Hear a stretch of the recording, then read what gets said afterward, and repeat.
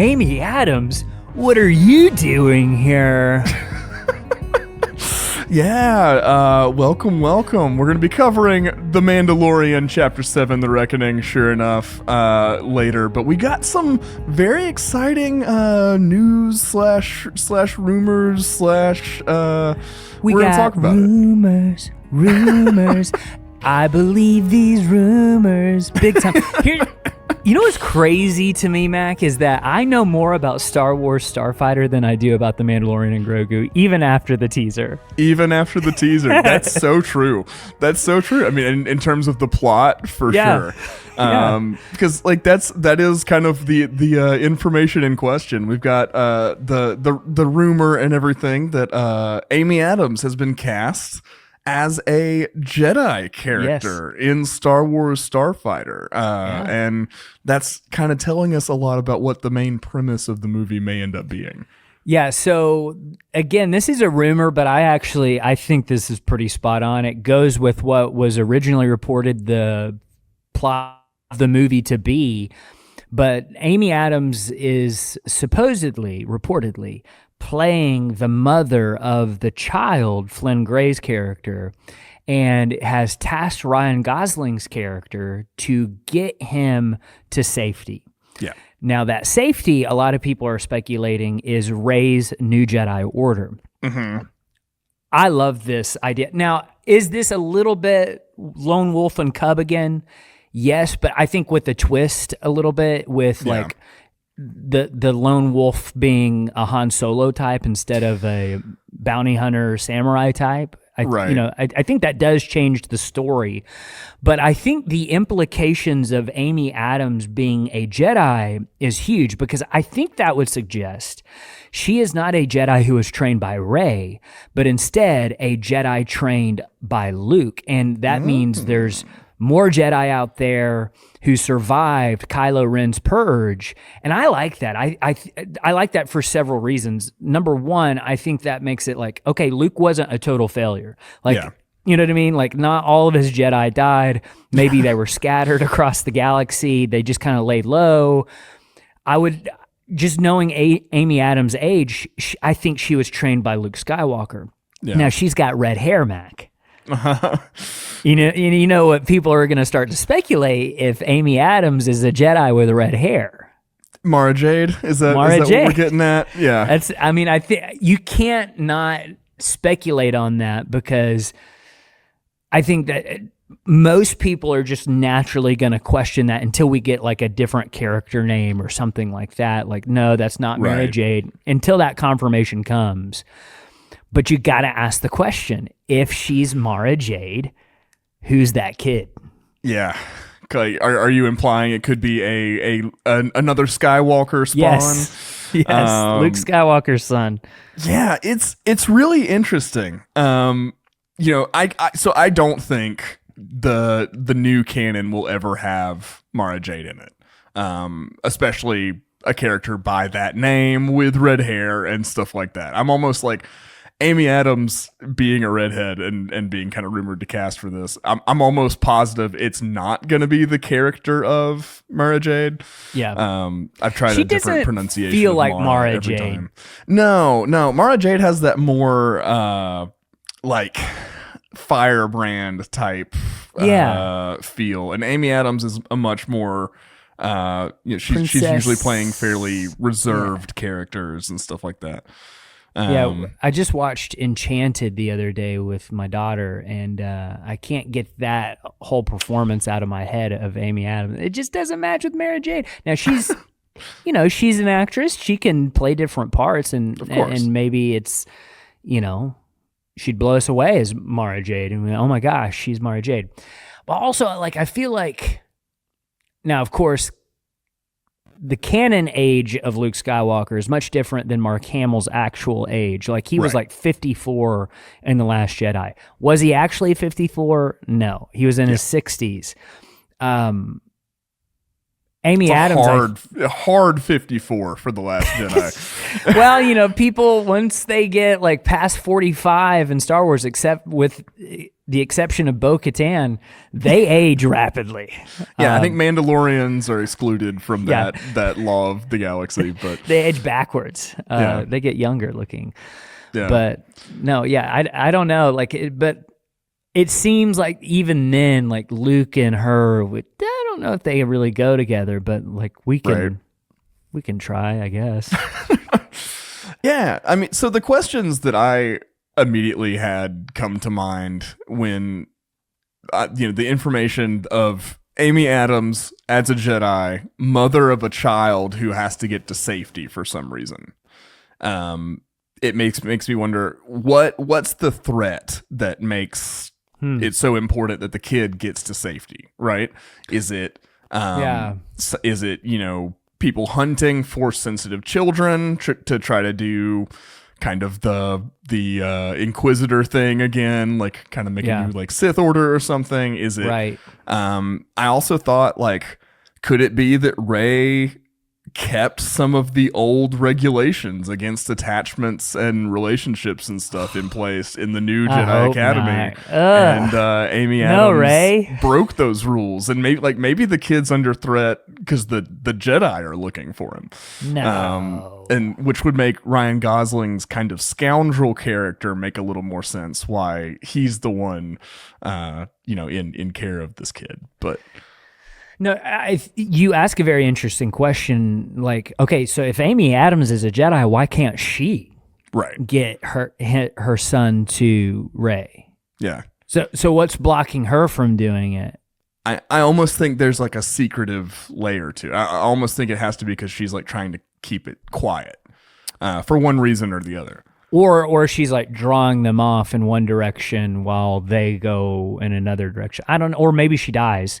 Maybe that's it. It could be that like Ryan Gosling's the only person around when she dies, and she's like, you have to be it. Take care of this kid. Right. And I think if you're just a common person in the galaxy and you see a Jedi die in front of you unexpectedly, you're probably gonna take that pretty seriously. That's gonna shake you. I'm going to speculate that Ryan Gosling's character is the brother to Amy Adams' character. I think he's the uncle. Because I remember there was like a report where he was like supposed to be the kid's uncle, I think. Yeah. I think that's right. I could be totally wrong. Kids, they even kind of look alike a little bit. Yeah. They have a similar kind of look to them. So I don't know. But They could be living together, all three of them in the same place, and then somebody comes for Amy Adams because she's a Jedi. But Ryan Gosling and the kid get away. There's all kinds of ways that could be spun. But yeah, it's just cool to have some additional potential information about the premise and framing of Star Wars Starfighter. But we didn't just come here today to talk about future upcoming films after the year 2026. There's a feature film coming out before that actually brings us here today. Yeah, The Mandalorian and Grogu, and we're preparing for it by rewatching every single episode of The Mandalorian and the Book of Boba Fett. So we're on chapter 7 now, The Reckoning. Let's do this. For sure. You're listening to Children of the Watch. I'm Mac Lacey. And I'm Alex Maxwell, and like I said, we're continuing the Mandalorian Rewatch to prepare for the next Star Wars movie, The Mandalorian and Grogu. We're rewatching every single episode of The Mandalorian and the Book of Boba Fett. If you're new to our podcast, we break down every single episode of Star Wars television, scene by scene, to analyze the story, find comfort Easter eggs, and explain how it all connects to the larger Star Wars universe. And we want to hear from you guys. How are you enjoying this Mandalorian rewatch? Are there things that you're noticing that maybe you didn't notice the first time through, or the second or third or fourth or fifth, sixth, how many times you've watched The Mandalorian like we have? And now, with the context of everything that we've seen, we're starting to put some things together. Have you noticed things? You can call into our voicemail hotline and you could make it onto the show. 205-259-6675. 205-259-6675. Maybe you've got an awesome theory. We had one kind of at the beginning of this, a darksaber theory from Katie from Deerfield that just absolutely blew us away. Maybe you got something like that, or maybe it's something that you noticed of like, hey, no, the tracking fobs do this, or, anything like that. You can call in, keep it under 3 minutes. If you mess up, hang up, try again, and we will use your best one. You can also follow us over on social media at COT Watch on all the platforms.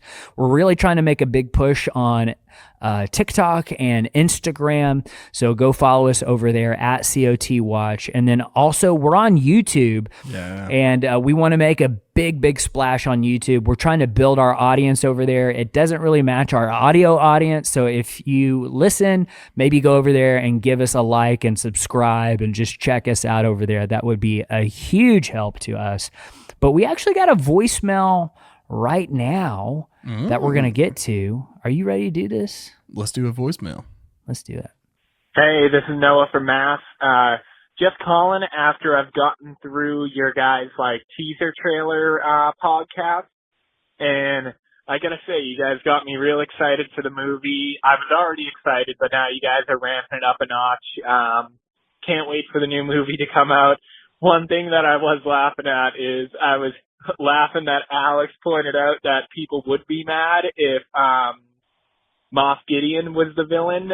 Well, I agree with Mac that Giancarlo Esposito is an amazing actor and he would be a good draw. I also agree that I think it would be kind of obnoxious to include him as the main villain.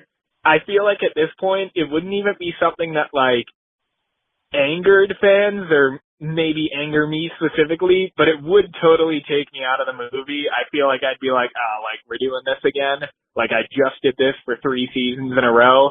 So maybe it rubs off the wrong way for people that have watched the series, but what are your thoughts on how it could be perceived for people that maybe haven't watched the full series and are just joining us for the movie? Do you think it would be good to include something like that? Because he was a good villain. He is a great actor. So you do have to give him that. I just think for fans that have been watching with it the whole time, it would kind of take us out of it a little bit. But I could also kind of like what you guys said, see them doing it, especially if it was being a more attractive option for all the new fans they hope to bring into the movie.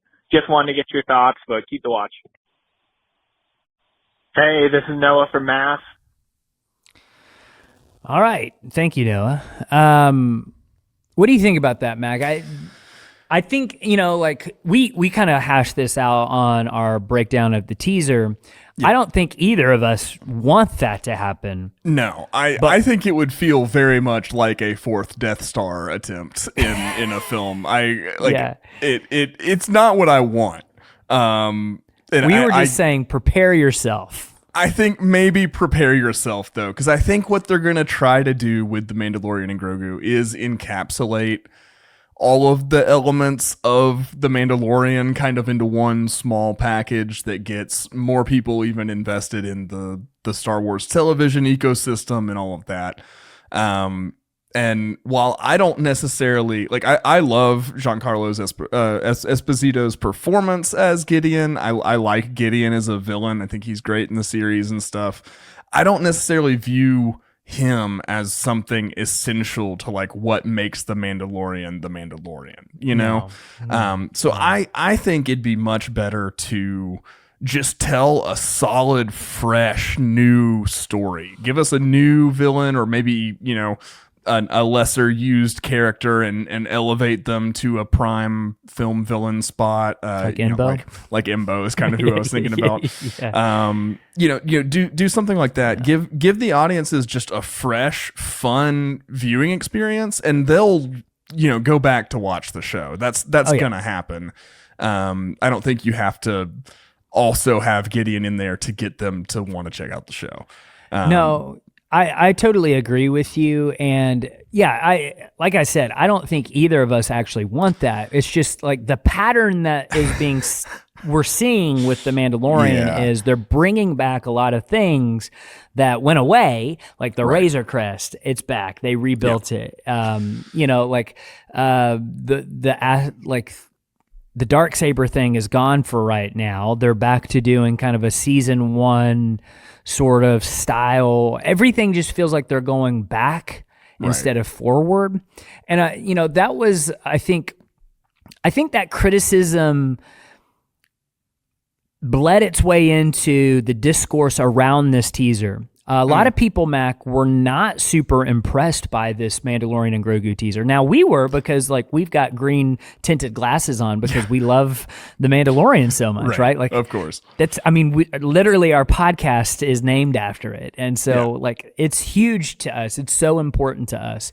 And so we're always going to look for the positives and try to celebrate everything Mandalorian. But there were a lot of people that weren't too impressed with what they saw because it just kind of looked like more of the same. Yeah. And there was nothing new to draw in people of oh my gosh, I've got to see that in theater, where it just kind of felt like maybe an episode of the next season instead of, is this really worthy of being on the big screen? Right. And so that debate kind of happened online. I think it was several things. So I think it's that feeling that's lingered since season 3 of The Mandalorian, and a lot of the criticism that people had of season 3, but then also the thing that was going on with Jimmy Kimmel and Disney Plus and all of that. I think it was a terrible time to release the teaser, to be honest with you. I think that was just it's obviously let's release something so we kind of get out of this bad press cycle. Right. But I think people were so still upset about what was going on with Jimmy Kimmel, and finally they made the right decision with that. But I think people are still kind of mad, even with the teaser out, and just I don't know. I just think it was probably a bad time to release this. And it stirred up a lot of emotions online, Mac. Well, I was none the wiser because I was just living in my little excited for the Mandalorian and Grogu bubble. Yeah. But to get back to the question at hand, I don't want Gideon to be a large presence in the film or anything, but I do think it's possible that's going to happen, and we should all kind of just brace ourselves for that. Well, we're going to talk about it in this episode because Gideon is actually introduced in this episode that we're talking about today. Yeah. And so we're going to have to talk about what's his end goal. Right. What's he actually trying to do? We know that from season 3, it was the cloning stuff. That's still a dangling thread that needs to be picked up because that's going to eventually lead to Snoke and then Palpatine in the sequel trilogy. So someone's got to find what Gideon was doing and how's that going to happen? So if Gideon's not going to be in the movie, I think his presence is at least going to probably be felt. Yeah. I would imagine. Yeah, for sure. We do need some follow-up on some of that kind of stuff. I'd rather have it in a different story, I think. I'd rather focus on Din and Grogu for the film. But I agree. Anyway, we as you mentioned, we have an episode to break down today. Yeah. I think we should probably get to that. 18 minutes in, let's do it. So Chapter 7, The Reckoning, the air date was December 18th, 2019. This came out the same day. Well, technically the day before, but most movie theaters do the Thursday night previews. The same day as The Rise of Skywalker. Yeah. Yeah, which is crazy. That was a wild experience. Dude. It was such a wild, because we woke up so early to watch this. Yeah. And then knowing we would be going to see the movie late that night. Yeah. Yeah. And then we saw The Rise of Skywalker. And we saw it. We were like, at least we got the Mandalorian finale. Sorry to the Tross fans out there. Yeah. We don't hate it or anything. It just didn't live up to what I wanted. Yeah. Yes. So yeah, and it's what's interesting, and we'll get to it when we get to that part in this episode. This kind of beat Rise of Skywalker to the punch with the Force healing stuff. Yep. And there's a major connection there of okay, this is something new we haven't really seen before. Well, we have, just not on this screen. Level. It's always been around in video games and books and stuff like that. So I feel like the concept has been around, but Yeah, this was the first time we actually saw it happen on screen, like in the proper saga, you know? Yeah. And it's wild that like The Mandalorian beat the movie to the punch, even though I feel like the movie probably had the idea first. Yeah. Just way productions work and stuff. I don't know. It's interesting that both of those things happened on the same day. Yeah. It could have honestly been like, maybe we'll do it in The Mandalorian first, just so that like, everybody can already wrap your head around that being a thing. So that by the time you get into the movie, it doesn't jar you. But who knows? Who knows? Maybe director Deborah Chow knows, or the writer Jon Favreau knows.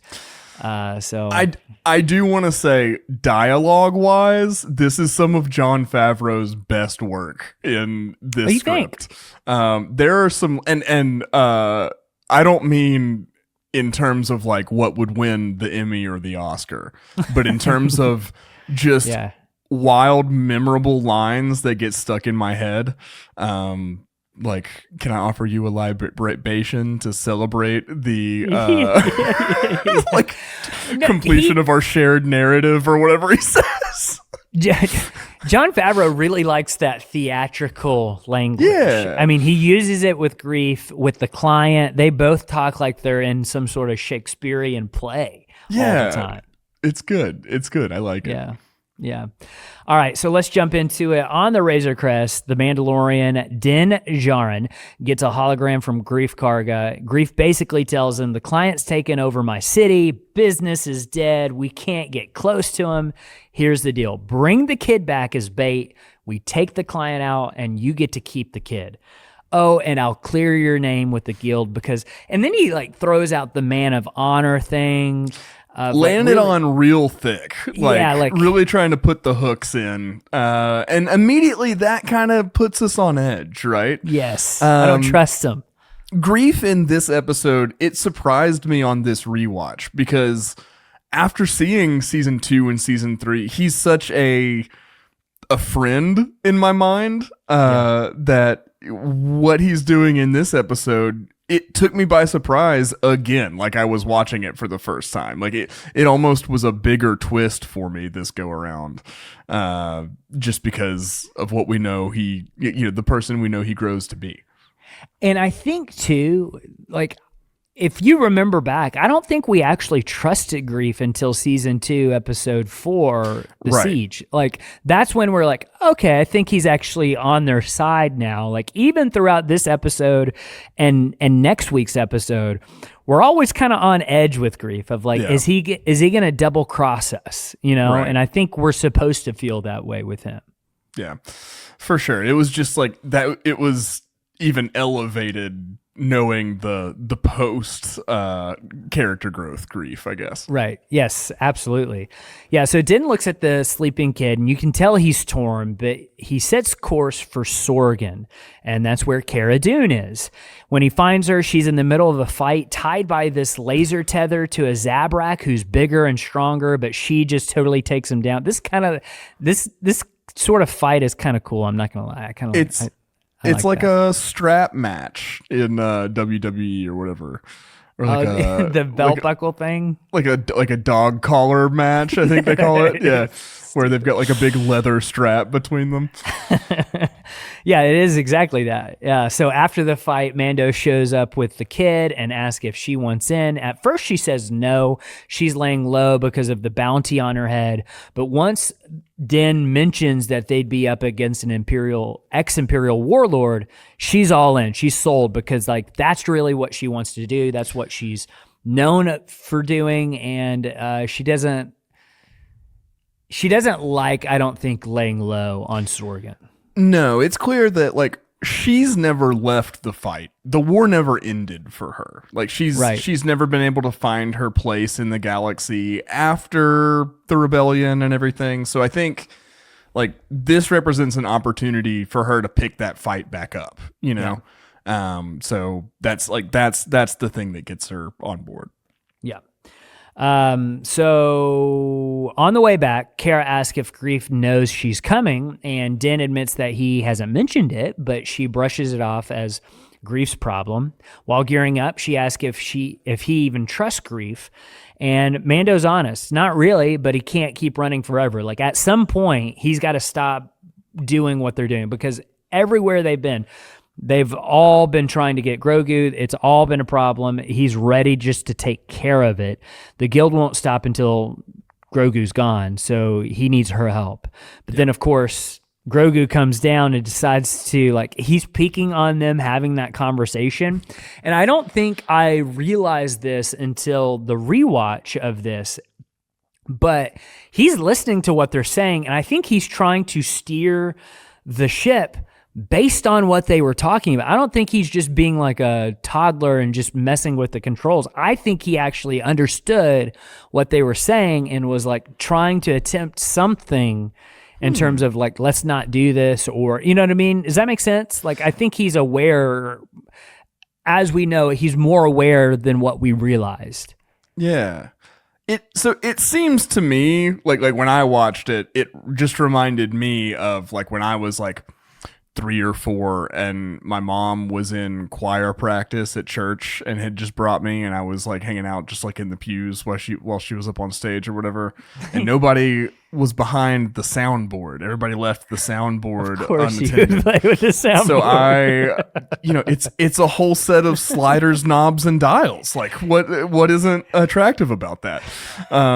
So I, of course, went up and just started messing with stuff and made every speaker in the entire church feedback in a terrible way, and just ground everything to a halt. That's what it seemed like to me. But Yeah, I see what you're saying. The only reason I say that is because he pokes his head out and he's watching them and listening to them, and then he pops up and does it. But you're probably right. I mean, he is still just a kid and he's just messing with the controls.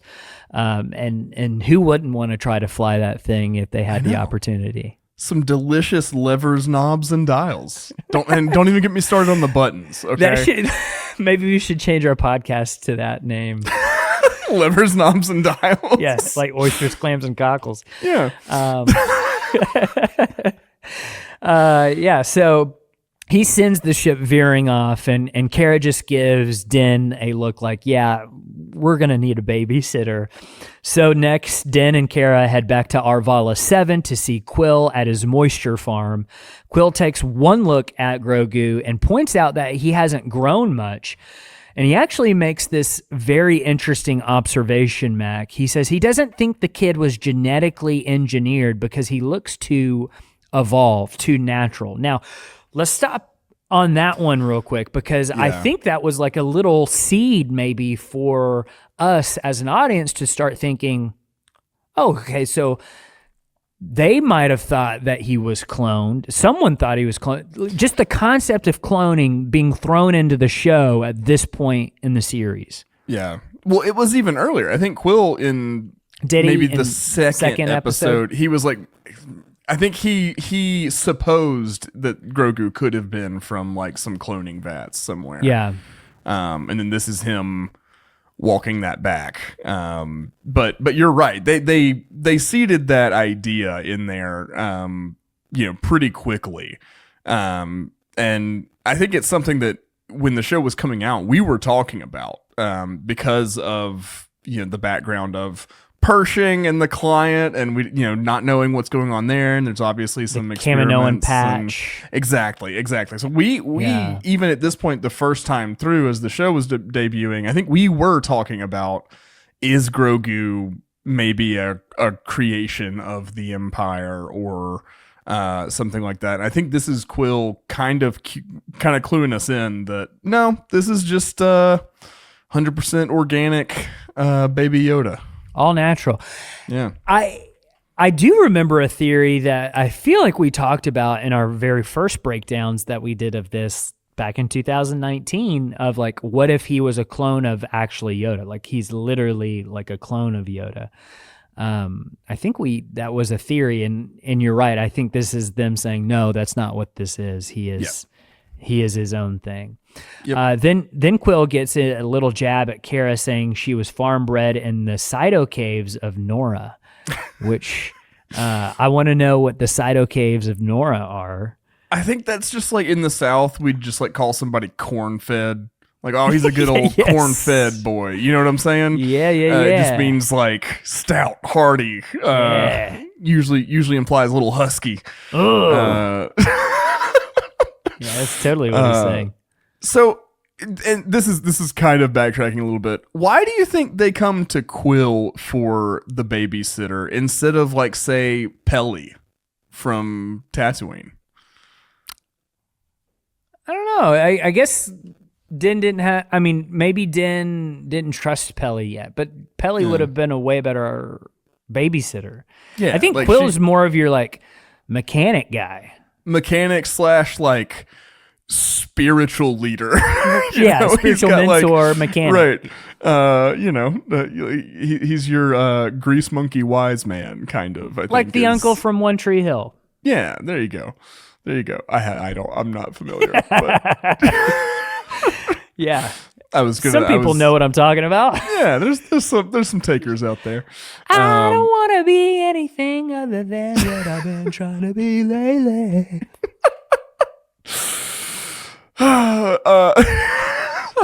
They're just basketball players. They're two brothers from different moms who compete with one another, okay? And, they end up becoming friends. And the dad character on that show, by the way, all time villain, like the best villain I think I've ever seen.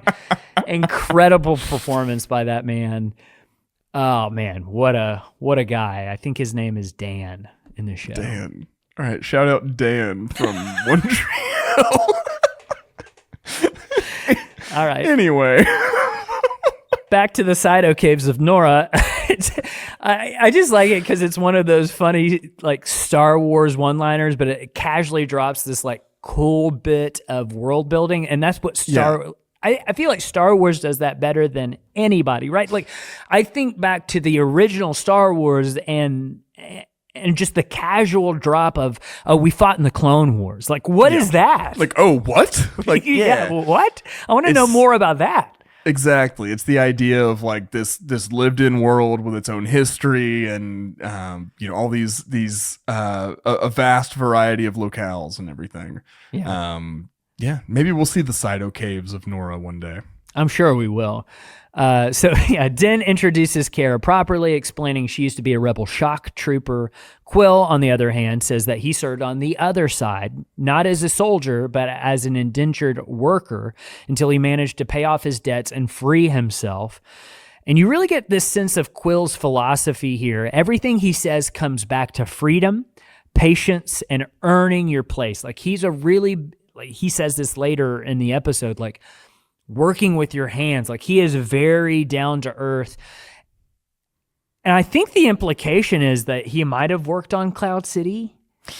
I mean, it's hard to shake that association, right? I mean, he's an Ugnaught. We know that he was enslaved by the Empire.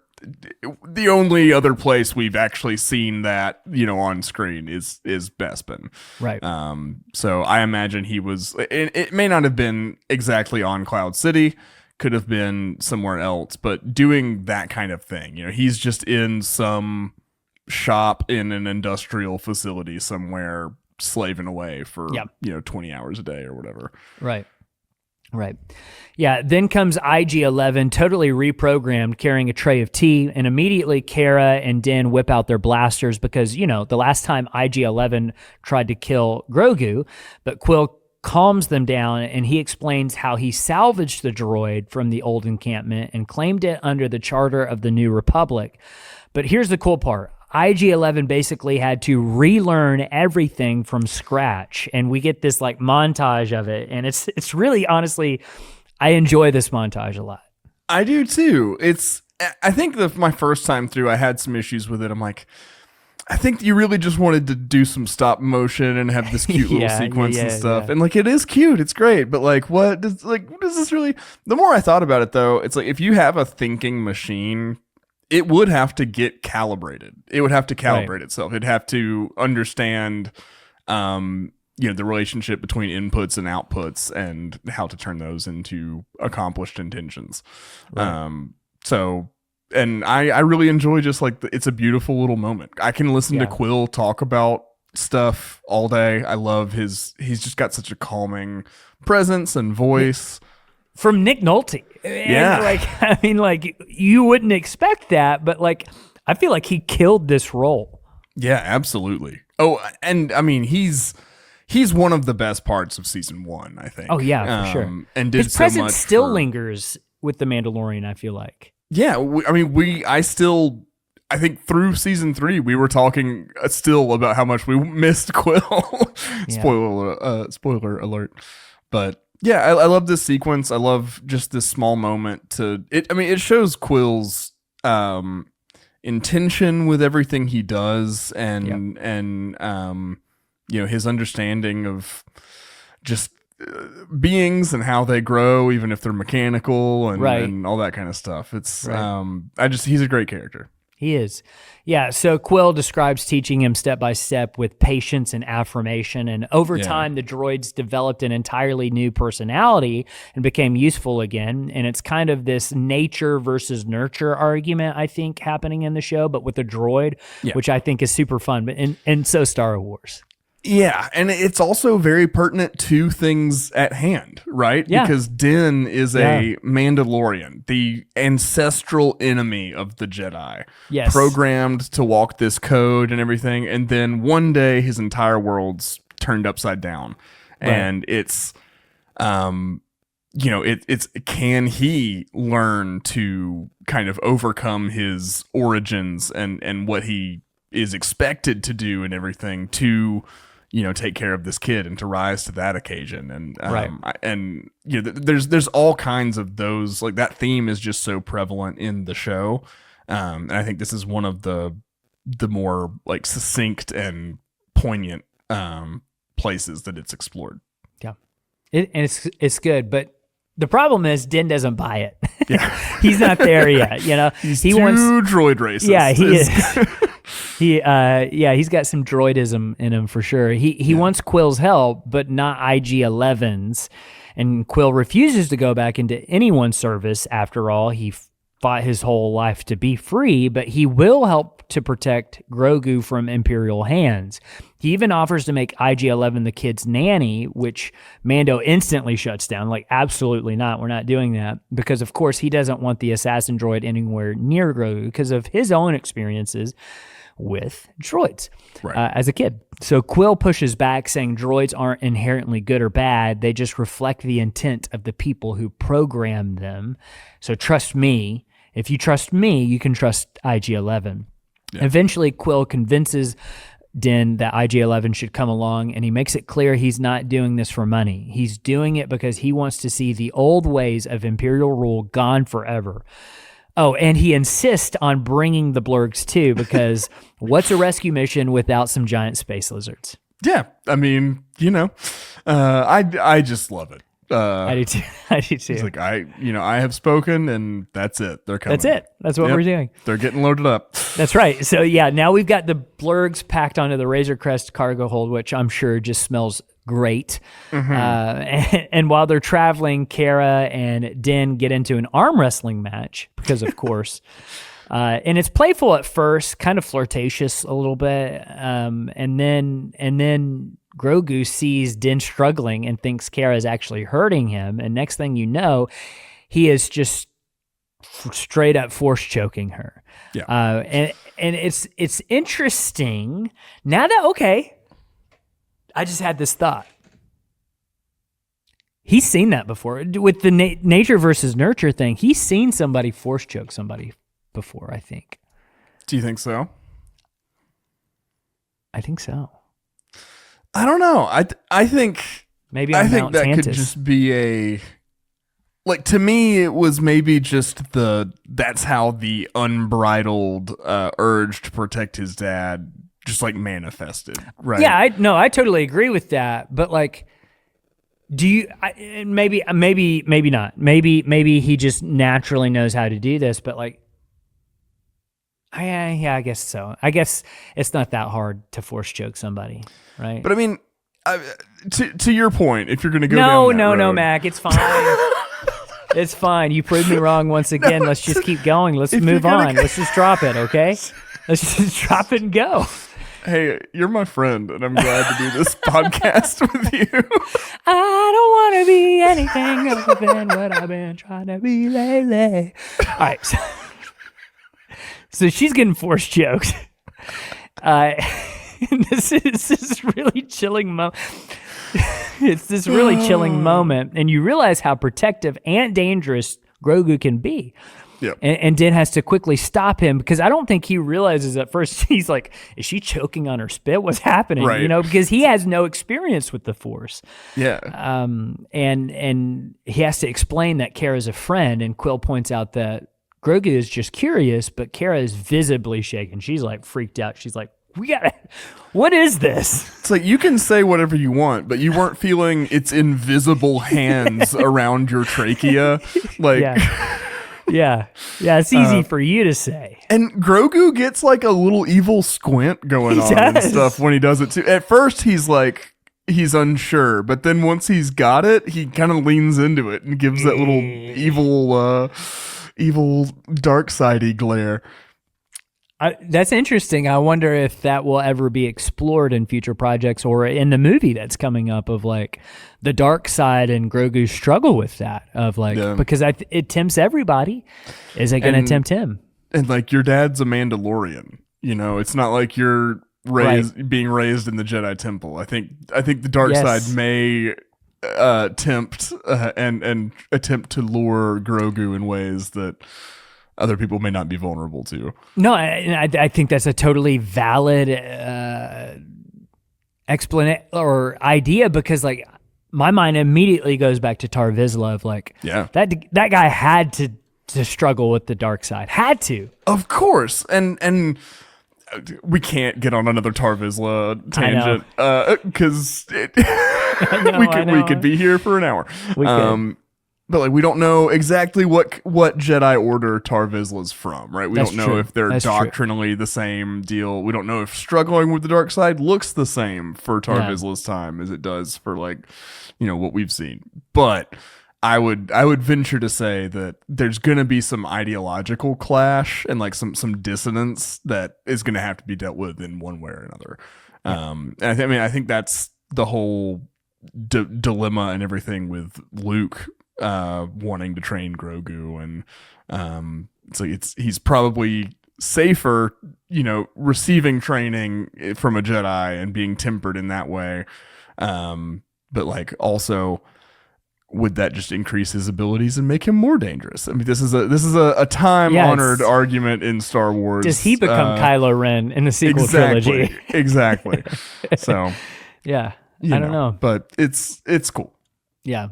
Yeah, so Quill also connects the dots to Din's earlier fight with the Mudhorn, though he admits that he can't name what this power actually is. Just, again, like, emphasizing that the galaxy is a big place. They don't know all of the terms that we, the audience, knows. Right? Like, they might have heard some stories before, but they don't know it's called the Force. Not everyone does, especially in this time period. So this leads into Kara asking Quill how he ever managed to walk free of Imperial servitude, and Quill explains it so plainly.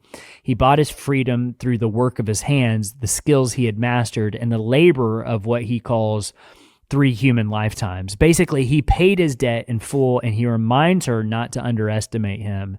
And meanwhile, Din gets Quill's help patting the child's pram, and Quill treats it almost like a lesson, showing how his craftsmanship is the proof of the freedom he earned.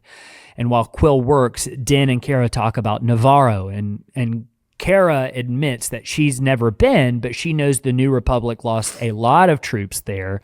And she points out that the city is dug in deep with no cover, a nightmare to fight through, and that it stayed Imperial controlled into the very end of the war.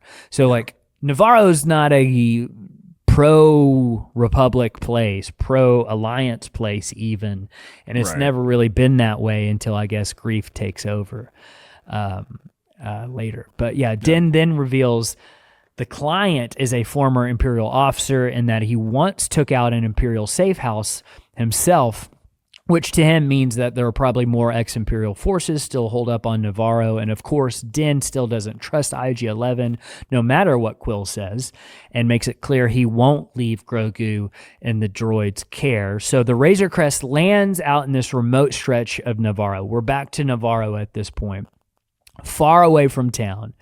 And that's where Greef Karga shows up with 3 hunters backing him up, a human, a Nikto, and a Trandoshan. And he explains that he set the meeting spot away out here because the city itself is crawling with ex-Imperial forces now. But it also kind of gives you like no, this isn't what we were expecting. I think immediately this puts everybody kind of on edge, right? I mean, you know something's up when he brings armed guards.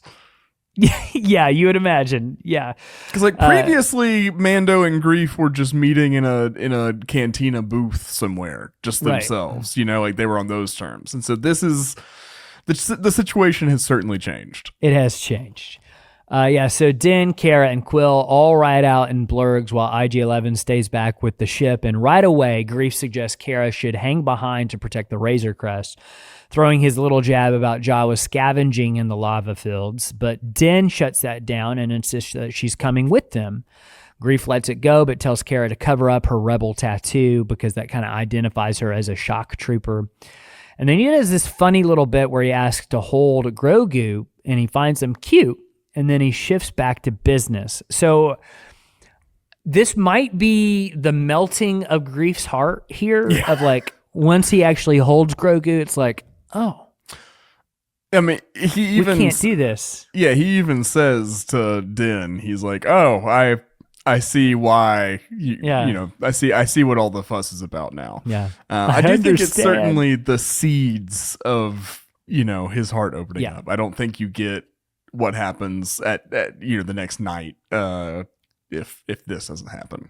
Right. Thank you for agreeing with me. With dusk with dusk coming, he suggests that they cut across the lava fields and make camp for the night. At the campfire, they're grilling up some kind of 4-legged beast, and Greef notes that the child is definitely a carnivore. And around the fire, Greef goes over the plan. They're going to walk into the common house, present Grogu as bait, and then kill the client right there at the table. Din presses him about reinforcements, but Greef just weighs it off, calling them mercenaries. He insists that there's only 4 bodyguards and nothing can possibly go wrong, which of course means everything will. And also, you realize that he's lying because if it's just 5 people, can't the bounty hunters just take care of this themselves? Like, why do they need Din to do this? Yeah, like the story doesn't add up. Right. You know, and this is there's no mention of, yeah, sure, you take out these 5 Imperials or whatever, but then who else is on the planet that's immediately going to come after you and all that kind of stuff. Right.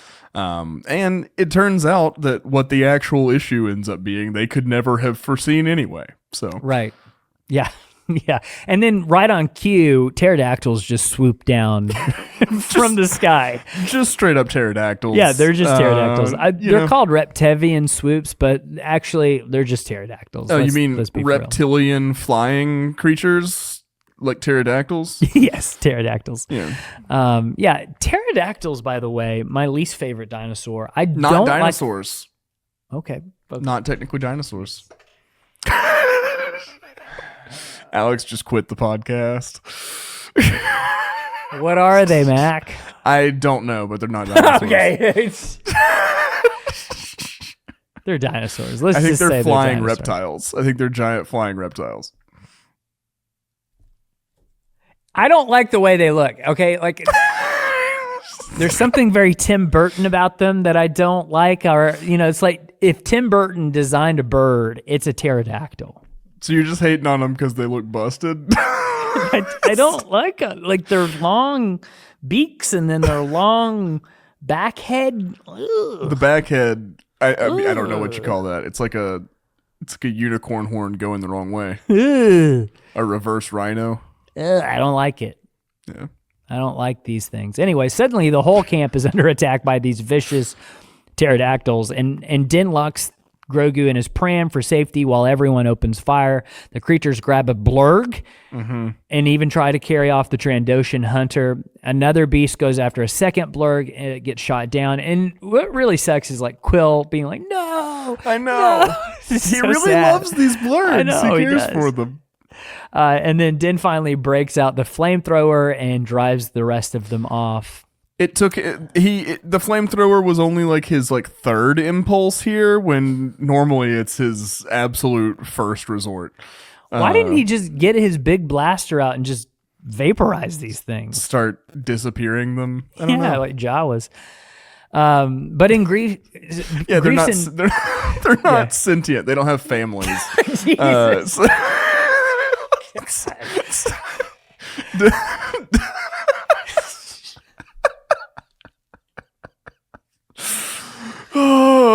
like somewhere the Jawas have erected a monument to the victims of Din Djarin.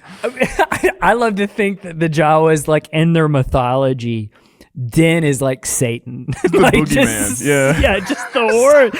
Like, we do not trust this guy. Cosmologically evil. Love it. But he still gave them the egg, so they have to kind of honor him a little bit, right? Like, it's just like this weird kind of dichotomy that they have with Din. It's like a Greek god understanding where It's like Zeus. He's just Zeus. yeah, it's like, yeah, you're kind of terrible, but Yeah, like you're the we worst. gotta, you could strike us down with a lightning bolt. So we're But gonna, also, thanks for this stuff that you gave us. yeah. Yeah. That's So- a fun thought. The Jawas having Din as a figure in their cosmology. Yeah. I love it. So Grief's in bad shape. His arm is just shredded and the venom is already spreading. He thinks it's the end for him. Like the way he's acting, he's like, oh God, this is it. It's so good. I love see the Carl darkness. Weathers. I love Carl Weathers in this. Like he's just over the top enough for what's going on. It's perfect. Tell my mother I loved her. Yeah. Just doing all the things. And Kara immediately calls him out for being dramatic. But the problem is they don't have med packs. So it does actually kind of look grim. And then Din Grogu toddles over and places his little hand on Grief's wound and uses the Force to heal him. Everyone, Grief, Kara, Quill, and even the other hunters are just stunned. And it's the first time that they've seen what he can really do, and it completely changes the energy of the group. And they kind of realize, like, oh, I think we actually do need to protect him. Like, he is maybe special here.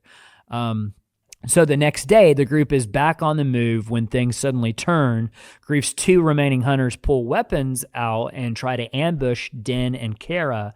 But before they can do anything, Grief spins around and blasts them both. And he comes clean right there. The original plan was to kill Din and Kara and take the kid.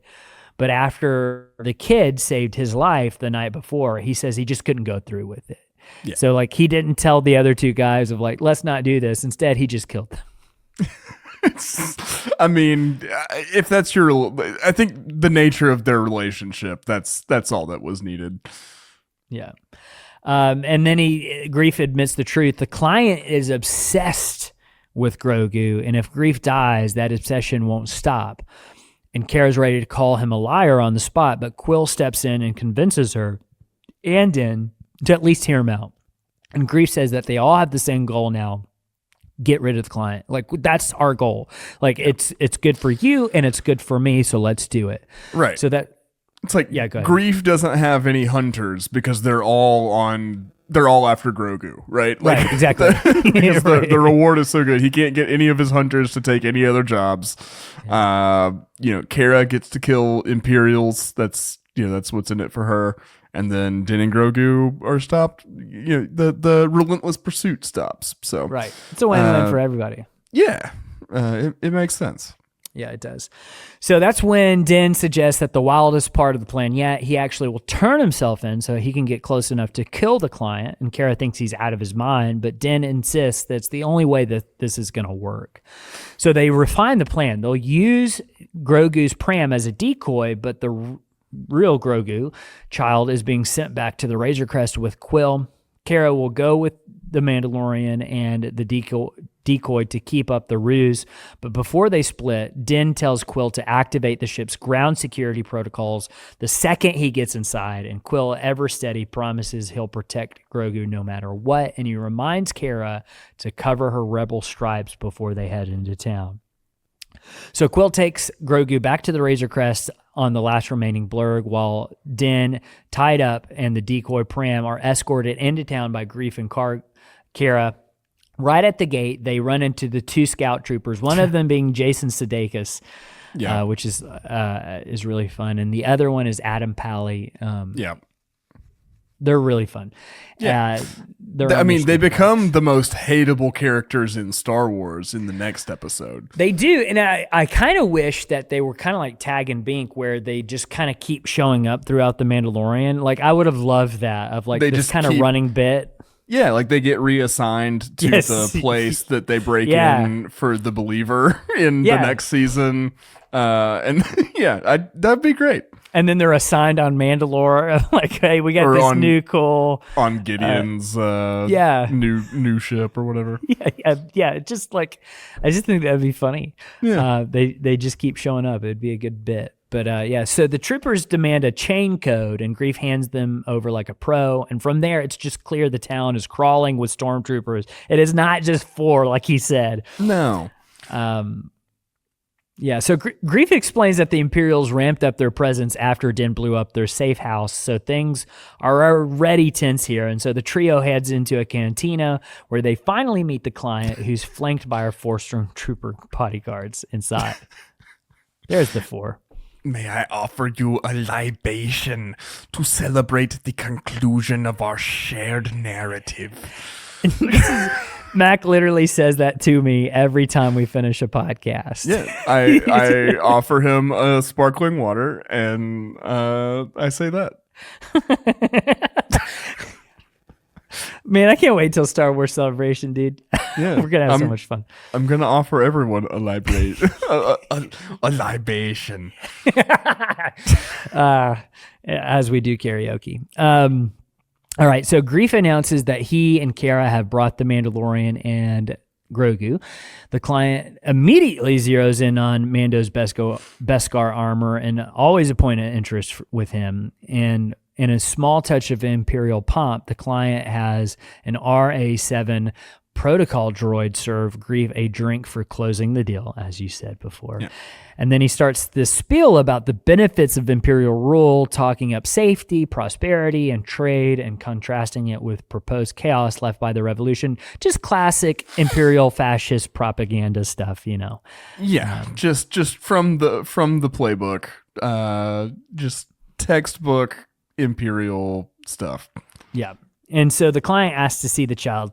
You want to do that one? I'd like to see the baby. Greef says that he's asleep, and the client insists that he'll be quiet, which I love. It's just like, I'll be really quiet. I just want to see him. You'll be very quiet. And then it's like it's half like he suspects something is up and he's pushing, and it's also half like earnestly like, oh no, don't worry, I won't wake him. I just want to see him. I've never waked him. Yeah. Like I think Warner, like, the client genuinely likes Grogu. I don't think he really has any like as a in a possession way. Not like he doesn't love and care for Grogu, but he I don't think he cares about any of the cloning stuff. I think he just wants to have the cuteness for himself. Absolutely. For a while, until he kills him. Yeah. And then out of nowhere, a stormtrooper sets up a holo projector for an urgent call from Moff Gideon. While this is happening, Din subtly gets Greef to unbind his restraints and hand him a blaster. Classic stealth move. Cara immediately realizes their odds are not great, and then chaos erupts. Death troopers open fire from outside, killing the client and his stormtroopers, while Din, Cara, and Greef scramble for cover behind a table, and even the droid gets caught in the crossfire. So I think our initial speculation on the client earlier in our rewatch was right. Like, I think the client was like making moves against Moff Gideon, like trying to do his own thing and like maybe even steal his plan, and Moff Gideon got wise to it and just took him out. Yeah, he's at least completely disposable to Gideon, if not, an active threat that needs to be disposed of. Like this could be a, two birds, one stone situation for Gideon. Yes.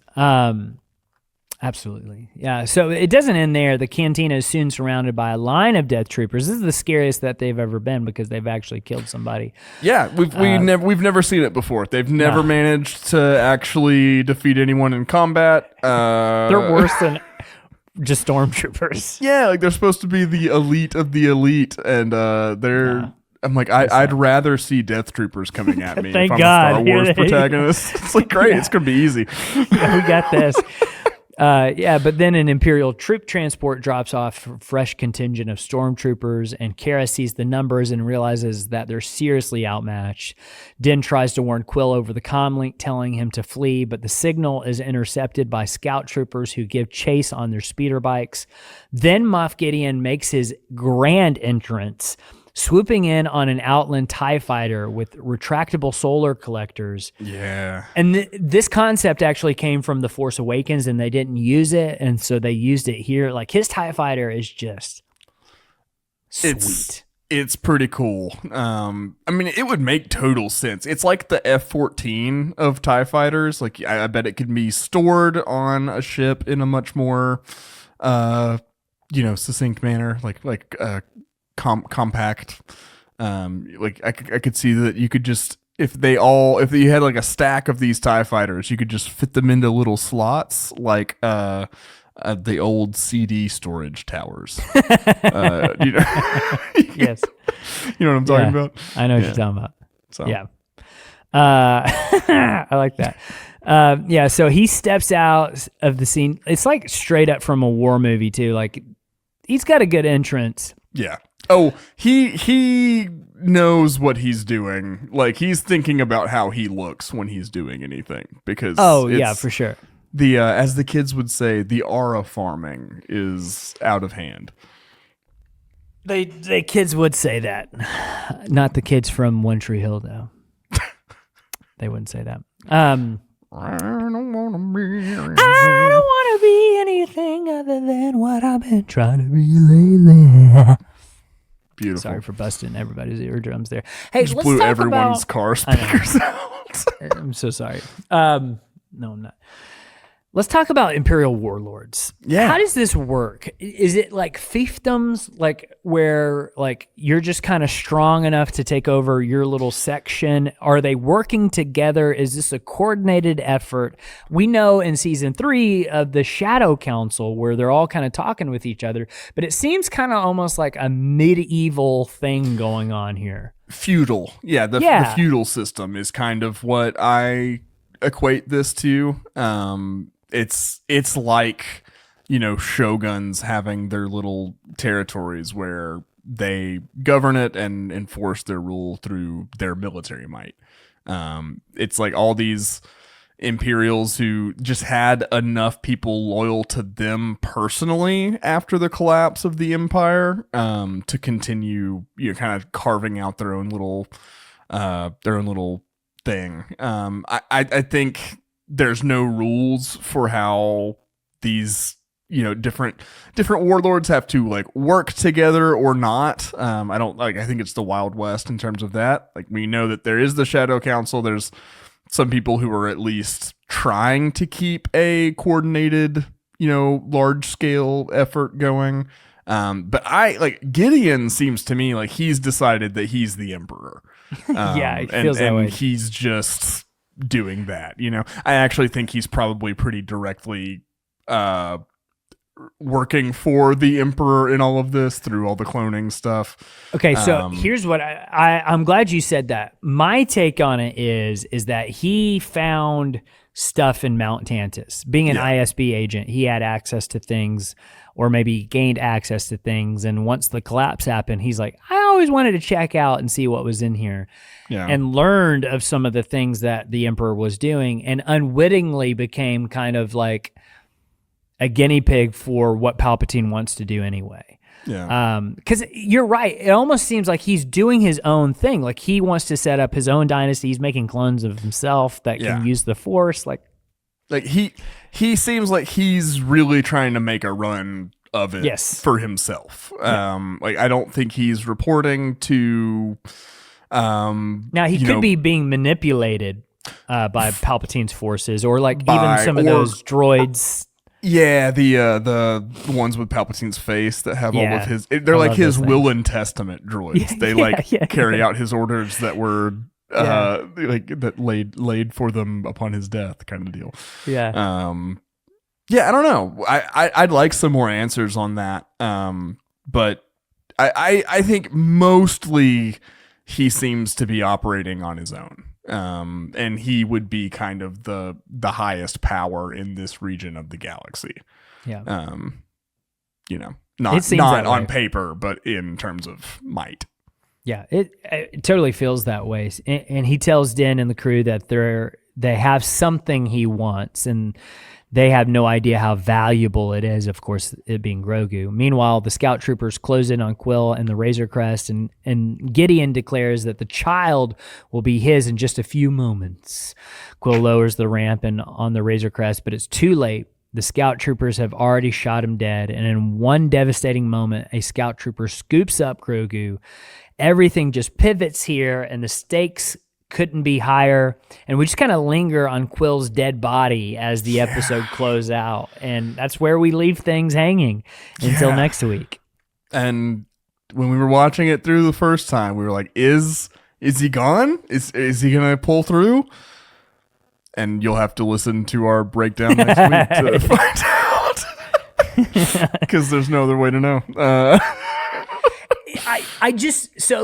Obviously he wants Grogu because he knows how powerful in the Force Grogu is.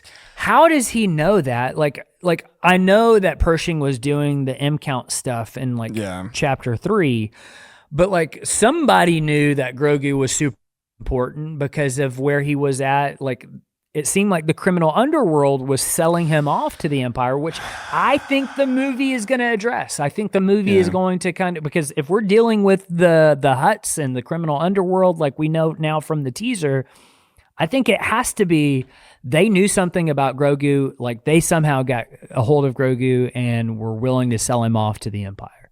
Mm. Yeah, I mean that makes sense, but we're just missing some pieces. I'm eager to get them. Some pieces, but well, this was a fantastic episode. Thank you so much for listening with us and for sticking with us through the Mandalorian Rewatch. If you would like to support our podcast, you can leave us a 5-star rating and review on Apple Podcasts, Spotify, or wherever else you listen. If you want to go above and beyond, you can support us financially at patreon.com/MandalorianWatch. You get all kinds of cool bonus content and episodes. There's over 100 bonus episodes that you get access to with that, and more are coming out all the time. Get access to a cool Discord community that's great. All that kind of stuff. So check that out if you're interested, and thanks in advance. But tell everybody that would enjoy this in your life that we're a thing, and get them to listen. That's the best way you can support us.